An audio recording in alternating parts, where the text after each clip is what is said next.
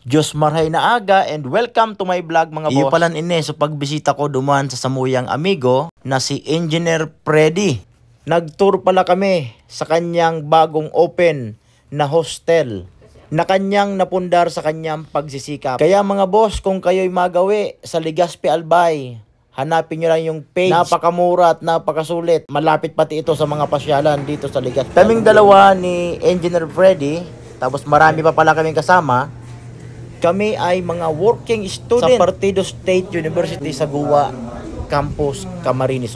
More or less mga 10 years ulit kami bago nagkita. Kaya sinadya ko siya dito sa Legazpi Albay. May pasit ba to? Iwan kitang pasit ba to? May pancit graba? May pancit graba, may...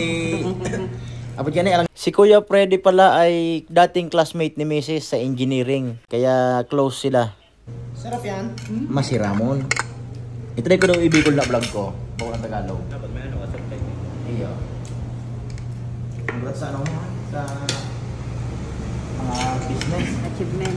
Paano ko man Kuya Pix nga nag-come up sa aruga ng idea? Di ba? Halik kang Manila. Construction man, naglipat ka hindi. Paano? Dahil ko nang namalayan. Bakit? Nagkagi akong depression. Ako doon. Quality. Depression din yun nasa Bicol. Mauna. Pag nandito kayo sa sinabi naming area, paggising mo sa umaga, yan ang bubungad sa'yo. Malamig na hangin. Saka magandang tanawin. Masarap dito magkape, lalo ngayon. Ito na yung time na nagkikwentuhan na kami habang nag-aalmusal. Timpla muna ako ng Milo. Siyempre, ikaw ba naman na nasa 10 taon kami ulit bago nagkita-kita?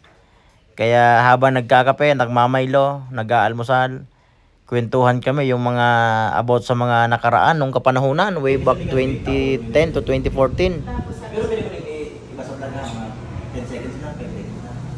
Kumbaga inspiration na ipapahinig ko na dati ng kaibahan. Ipahinig ko itong mga mako ako ng video na naman nag-share. Kasi yung mga dito na dati. Ako makiba ba? Nagkakrap ko ba ang pag-vlog. Dito rin yung part na nagkikwentuhan kami. Kung anong magandang negosyo na pwede na yung pasukin habang medyo bata pa. Mga boss Manoy, ito ay naikwento ko lamang kasi yung experience namin nung kapanahon na namin kami ay mga college pa. Nagigising kami ng madaling araw. Naglilinis na kami sa school, sa mga classroom. Kasi yun ang ano namin, student labor kasi kami nung kapanahonan. Pero after 10 years naman, salamat po Lord at nagkaroon kami ng magandang trabaho. So yun pa experience. Ako'y natutuwa at nakita ko ulit ang aking kaibigan na dati kaming working student, ngayon ay may negosyo na.